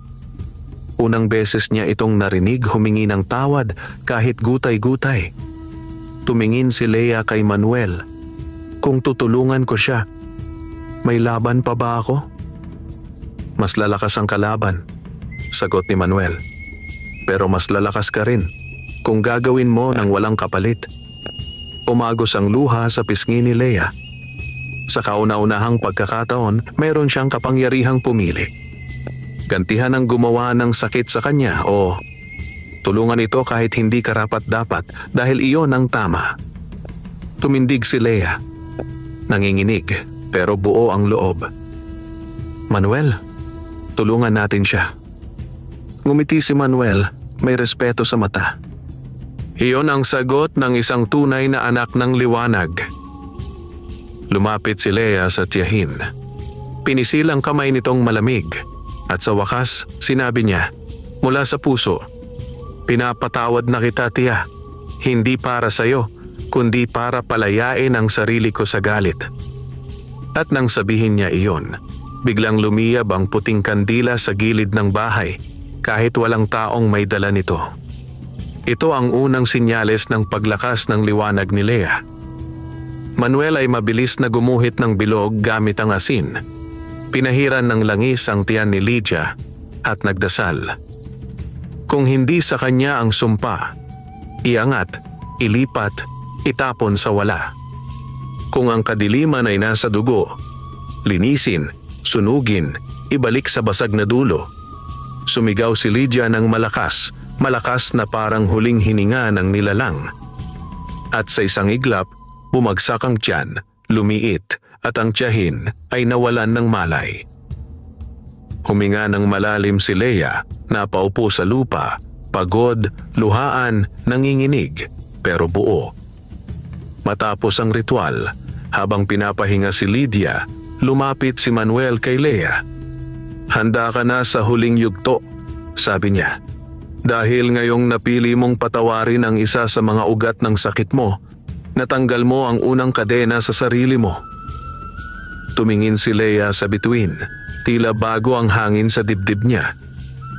Manong, kailan ko haharapin si Salve? Haharapin mo siya. Sagot ni Manuel, tumingin sa dagat na unti-unting humahampas ng mas malakas. Kapag ikaw na mismo ang hihingin niyang kunin. At sa malayo, sa gilid ng mga punong niyog, naroon si Salve, nakatingin sa kanila. Ngumiti ito, isang ngiting walang takot, walang pagmamadali, walang pagsuko. At sa hangin, sumabay ang bulong. Handa na rin ako, Lea. Kinagabihan, nagsimulang magbago ang kalangitan. Unti-unting natabunan ng buwan ng makapal na ulap hanggang sa tuluyang maglaho ang liwanag. Walang bituin, tanging itim na kalangitan na parang nilagyan ng uling ang buong himpapawid. Ang mga aso sa baryo ay nagsiungol, ang mga kuliglig ay natahimik, at kahit ang hangin ay tila tumigil, naghihintay. Sa buong buhay ni Lea, hindi pa niya naranasan ng ganitong tahimik na gabi. Tahimik na may dalang masamang balita. Sa kubo ni Lea, nakahiga si Tia Lydia. Mahina, ngunit humihinga. Si Romy ay naroon sa labas, nagmamasid, tulala. Traumatikong nasaksihan ang nangyari at ngayon ay tahimik, hindi lasing at hindi maingay. Si Noel ay nakaupo sa gilid, nakayuko, umiiyak ng walang tunog. Si Lea naman ay nasa labas ng bahay, kasama si Manuel, nakatayo sa gilid ng dagat. Sa kamay niya ay hawak ang puting kandilang may marka ng 3 bilog, simbolo ng huling yugto ng pagprotekta. "Bakit tayo nandito, Manong?" tanong ni Lea habang pinupunit ng malamig na hangin ang kanyang boses. "Kapag walang buwan," tugon ni Manuel, "ang dagat ay naglalabas ng mga nilalang na hindi natin nakikita sa karaniwang gabi. At ngayong gabi, susubukan ni Salve ang pinakamalakas na paraan para kunin ka." "Anong paraan po?" Tumingin si Manuel sa dagat na unti-unting lumilipad ang mga alon kahit walang hangin. "Tatangkayin niyang agawin ang kaluluwa mo habang gising ka." Mula sa gitna ng karimlan, umalon ang tubig, hindi pataas, kundi paakyat, para bang may umaahon mula sa kailaliman. Dahan-dahan na lumitaw ang itim na usok na may hugis ng kamay, humahaplos sa hangin at unti-unting lumapit sa pampang. Nang sumayad ang usok sa buhangin, parang nag-iwan ito ng marka ng paso. "Manong, ano yan?" bulong ni Lea, nanginginig ang tuhod. "Anino ng tubig?" sagot ni Manuel. "Hindi yan dapat makatama sa balat mo. Kapag nahawakan ka niyan, hihilahin ka sa dagat nang hindi mo namamalayan." Tinaas ni Manuel ang bote ng langis at isinaboy ang ilang patak sa hangin. Pagdampi ng langis, parang nagliyab ang hangin at umatras ang usok. Umuungol na parang sugatang hayop. Ngunit hindi isa. Marami sila. Pangalawa, pangatlo, 4, 5. Nagsilabasan mula sa dagat ang mga itim na aninong gumagapang sa buhangin, na parang mga taong gumapang sa putikan, papalapit. "Lea, ilaw!" utos ni Manuel. Sinindihan ni Lea ang kandila. Nang umilaw ito, kumalat ang puting liwanag na parang bilog ng proteksyon. Napaatras ang mga anino. Ngunit naramdaman ni Lea ang kakaibang sensasyon. Bumigat ang katawan niya, para bang may humihila sa kanyang dibdib. "Manong, parang hinihigop ang lakas ko." "Huwag kang bibigay," sagot ni Manuel. "Iyan ang unang hakbang ng pagkuha niya sa kaluluwa mo." May biglang na tunog mula sa gitna ng dagat at may umangat na hugis mula sa tubig. Sa una, akala ni Lea ay tao. Ngunit nang lumapit, nakita niyang babae itong nakaitim. Ang buhok ay mahaba at basa, mahigpit na nakadikit sa katawan na parang tinubog sa langis. Ang mga mata ay puti, walang itim, at ang balat ay parang shell ng pusit, makintab at asul-itim. Sa balikat nito ay may 3 itim na paru-paro, mas malalaki ngayon, hindi kasing laki ng kuko, kundi kasing laki ng palad ng tao. At sa ngiti nito, ngiting pamilyar, ngiting napanood ni Lea sa salamin, isa lang ang maaaring maging pangalan. Salve. "Magandang gabi, Lea," anya. Ang boses nito ay parang tubig na may halong buhangin. Maganda ngunit nakakabingi, malambing ngunit mapanganib. Hindi gumalaw si Lea, hindi rin siya makapagsalita. Lumakad si Salve sa ibabaw ng dagat na parabang lupa, dahan-dahan pino may kumpiyansa. Ang tapang mo kagabi, ang tapang mo kanina, pero sa huli, pareho kayong natatalo sa dagat. Nagsasalita siya, bulong ni Lea. Huwag kang makipag-usap, babala ni Manuel. Bakit? Dahil bawat sagot mo, parang pagbukas ng pinto sa isip mo. Ngumiti si Salve, tila narinig ito. Manuel, matagal na kitang inaantay. Matagal na akong may utang sa'yo. Nagtaas ng kilay si Lea. Manong, ano ang ibig niyang sabihin? Hindi sumagot si Manuel. Ngunit ang panginginig ng kamay niya ay sapat na sagot. May kasaysayan sila ni Salve. Sumigaw si Salve ng tila utos. Lumapit ka, Lea. Dumating na ang oras na... Ako si Lea, anak ng liwanag. Sigaw ni Lea, mabilis. Pinutol ang linya bago makalusot ang utos. Napahinto si Salve, bahagyang natawa. Marunong. Sambit niya, hindi galit, kundi interesado. Sige, subukan natin ang iba. At doon nagsimula ang pag-atake sa isipan. Ang mga alon ay biglang humampas sa pampang. Malalaking hampas na parang sigaw ng dagat.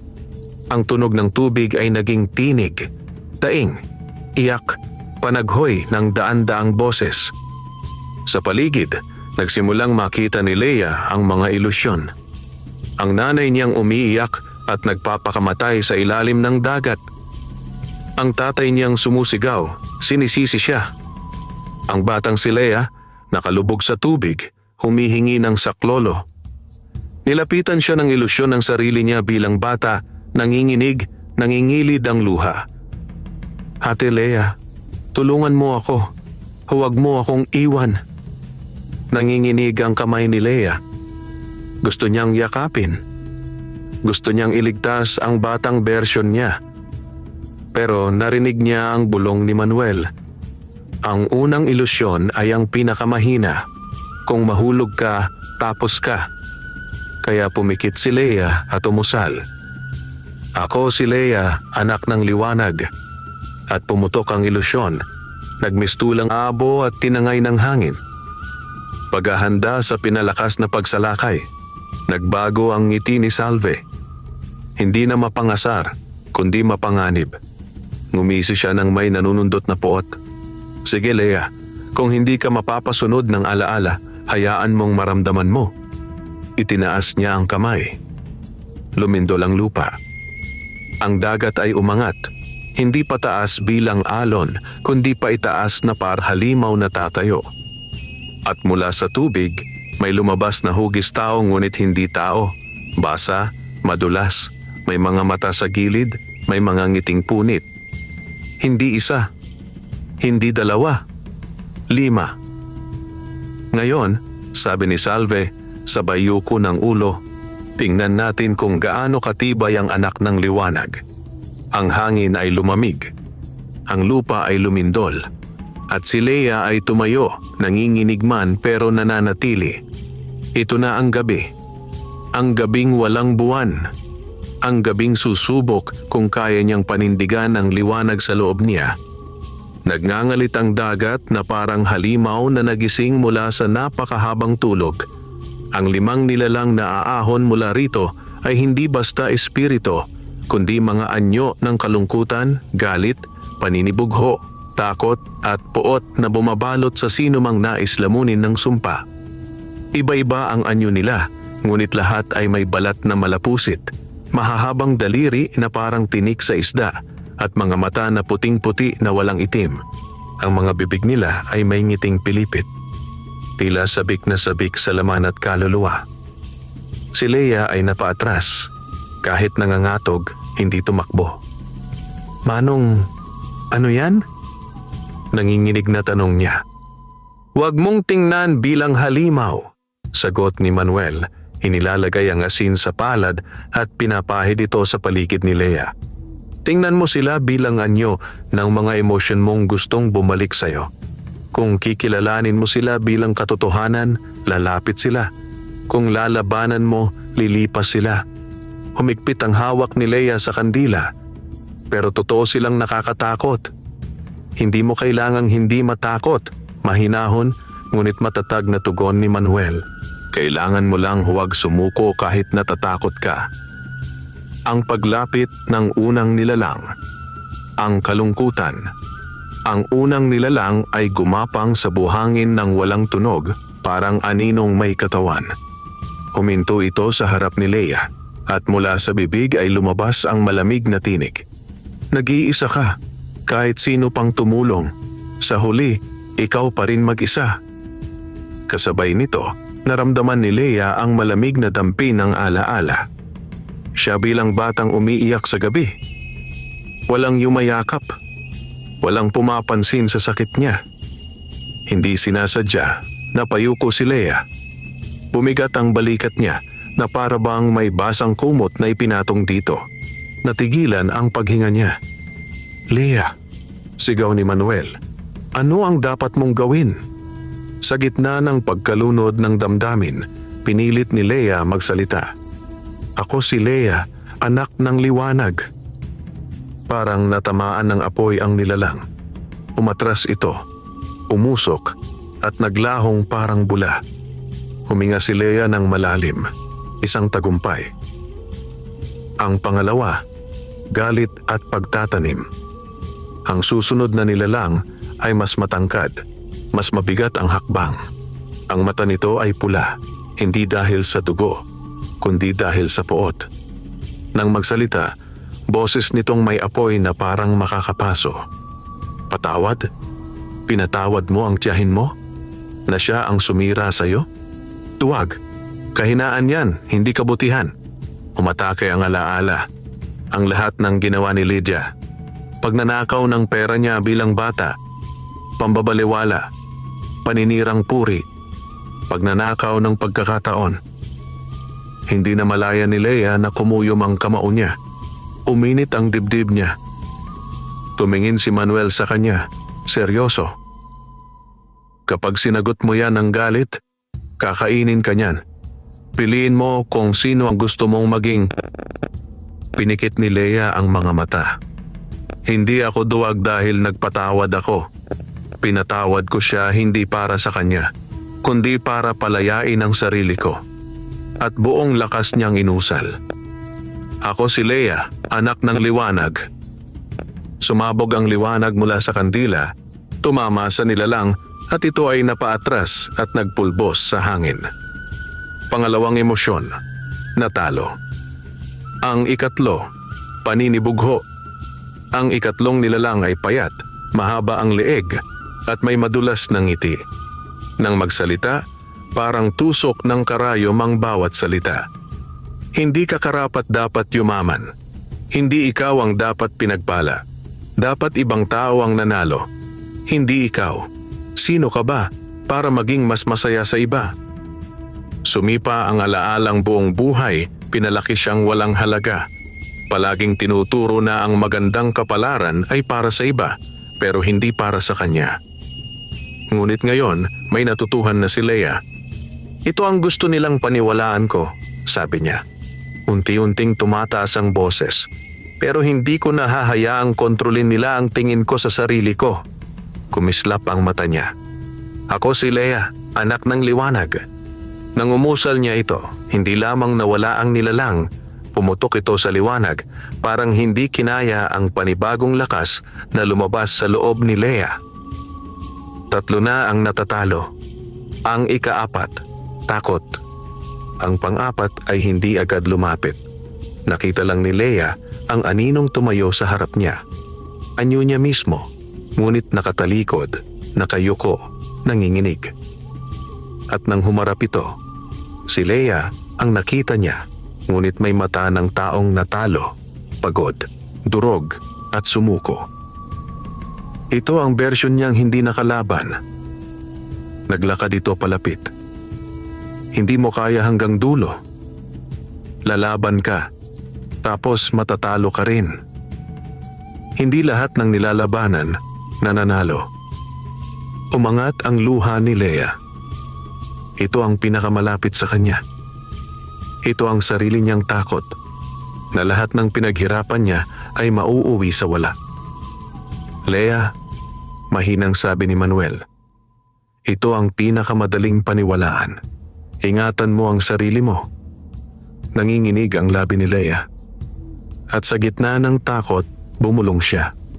Baka nga, hindi ko kaya. Ngumiti ang anino, isang ngiti ng tagumpay. Tama, sumuko ka na. Pero may isang maliit na boses sa loob ni Leia, hindi kay Manuel, hindi sa sumpa, kundi sa kanya mismo. Dati, akala mo wala kang halaga, pero narito ka pa, at doon siya tumayo ng diretso. Hindi para magmukhang matatag, kundi dahil pinipili niyang maging matatag. Hindi ko alam kung mananalo ako. Amin niya, tinig may luha ngunit totoo. Pero hindi ako susuko. At buong lakas. Ako si Leia, anak ng liwanag. Umiyak ang anino at nabasag. 4 na emosyon, natalo. Ang ikalima, puot. Ang pinakamapanganib, nanlamig ang paligid.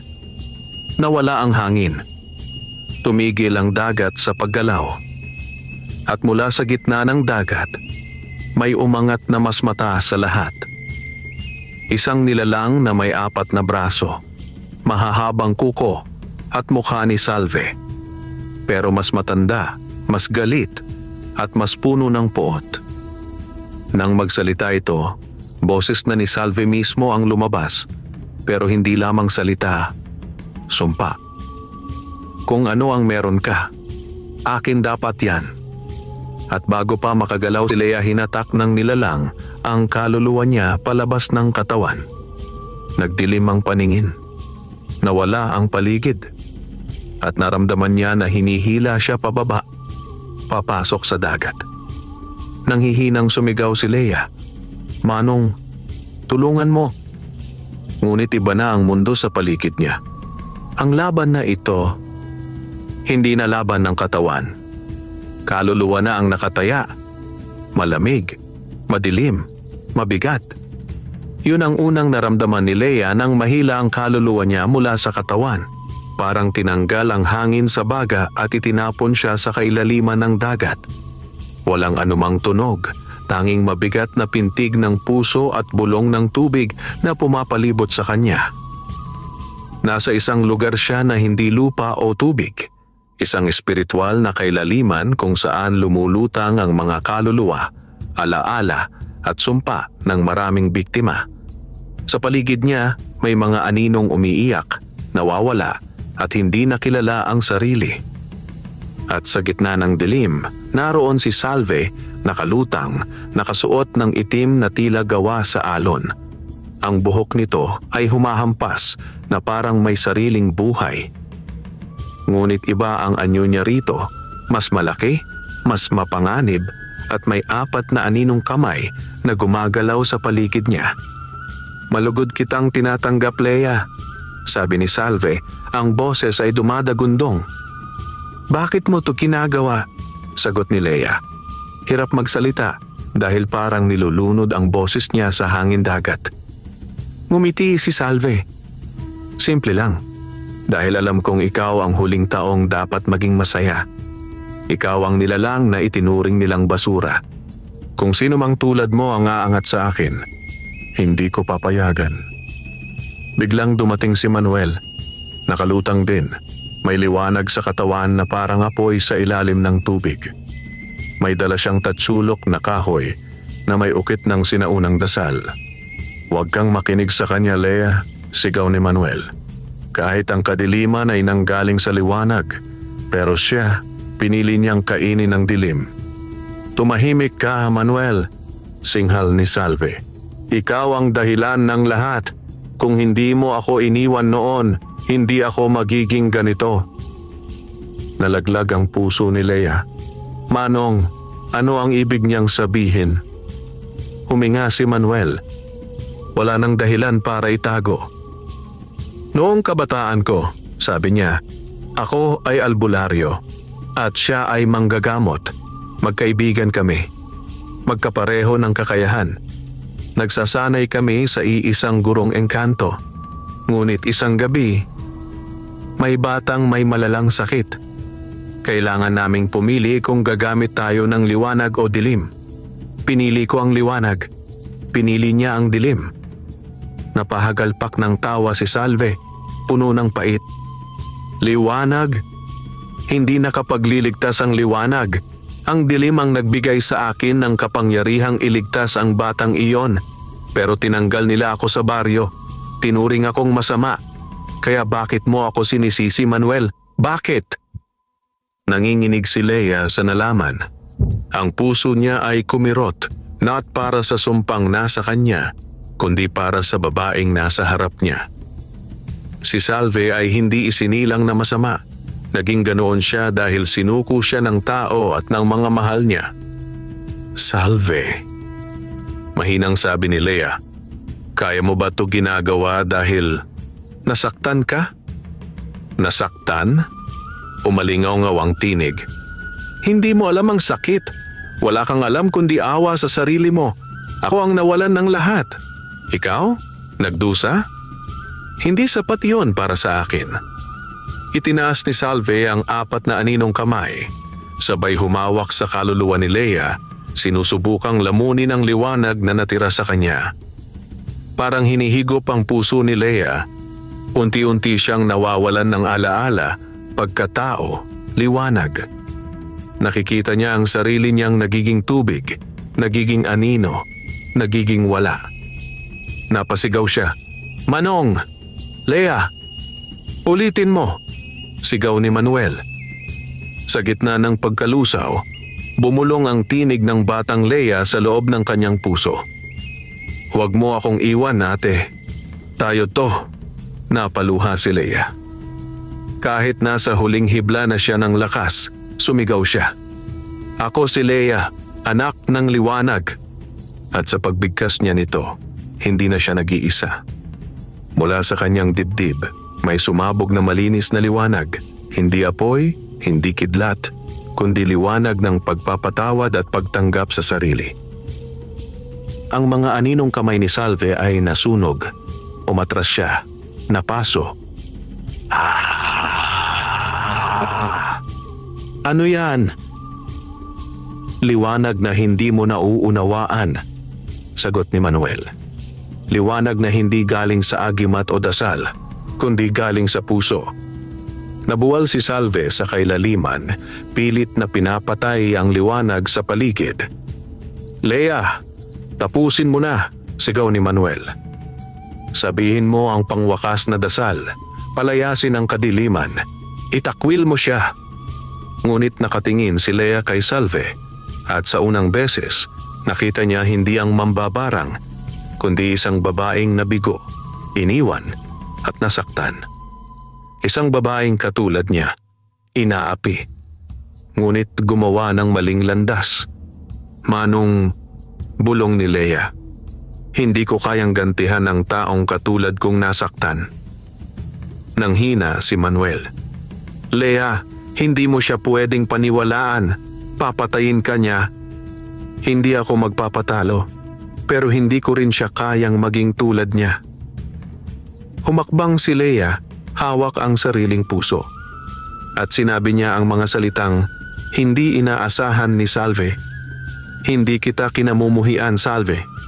Pinapatawad kita. Tahimik. Walang ingay. Parang tumigil ang mundo. Si Salve ay napatitig sa kanya. Hindi makapaniwala. At sa unang beses, bumagsak ang luha sa kanyang mata.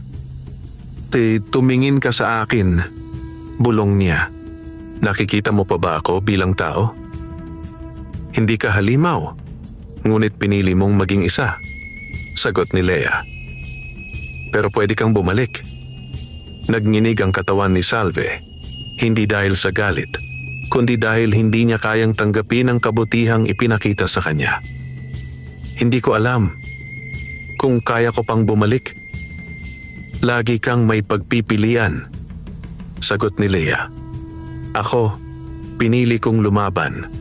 Hindi para gumanti, kundi para bumuti. At sa pagyakap niya sa sariling liwanag, ang sumpa ay pumutok. Nagliwanag ang kailaliman.